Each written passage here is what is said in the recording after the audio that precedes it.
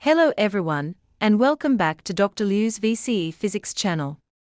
In today's session, we are diving into the 2024 NHT Physics Examination, specifically focusing on questions related to parabolas and circular motion. As always, your feedback is invaluable. Please don't hesitate to share any insights or corrections. When a soccer ball reaches its highest point, P, after being kicked, two main forces act on it. Air resistance pushes it to the left, opposing its horizontal motion from left to right. The gravitational force pulls it straight down. As a result, the net force on the ball at point P is directed down and to the left.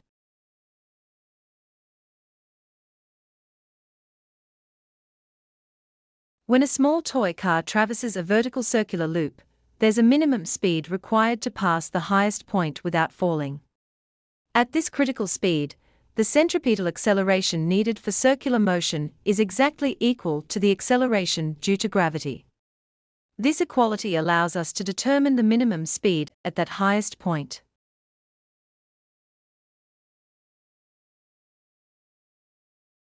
A student launches a tennis ball with a speed of 30 meters per second at an angle of 15 degrees above the horizontal, and from a height of 2.10 meters.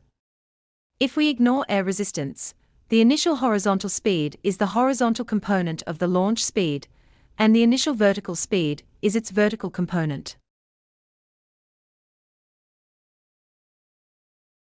Since air resistance is ignored, the vertical motion of the ball experiences constant acceleration equal to negative gravitational acceleration. The ball reaches its maximum height when its vertical speed becomes zero. By using the equations for constant vertical acceleration, we can calculate the maximum height above the launch point and then add the initial height to find the height above the ground.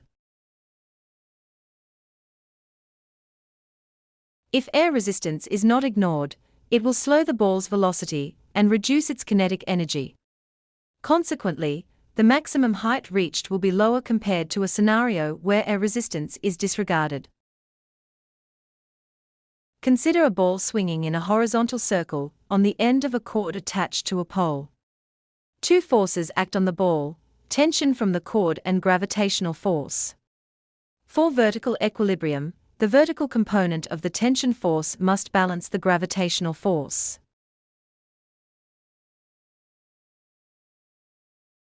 Horizontally, the net force, serving as the centripetal force, is the product of the gravitational force and the tangent of the cord's angle. The centripetal acceleration is then found by dividing this net force by the ball's mass.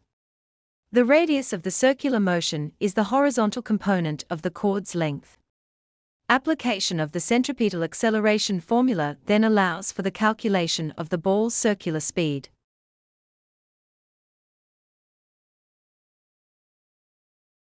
The parabola and circular motion are worth a total of 15 marks. This comprises 2 multiple-choice questions, 2 marks, and 2 short-answer questions, 13 marks. Overall, this section accounts for 11.5% of the assessment's total possible score of 130 marks.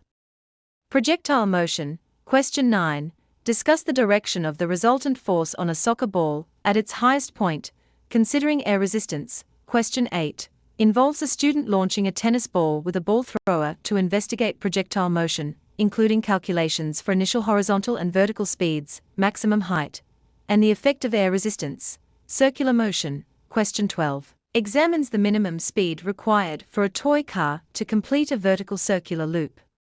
Question 10, analyze the tension in a cord, the acceleration, and the speed of a ball swinging in a horizontal circle. If you need my help, you can add me on WeChat or WhatsApp, or send me an email. Thanks for your attention. Please note Dr. Liu's VCE Physics channel, Dr. Liu's VCE Chemistry channel, and Dr. Liu's VCE Biology channel.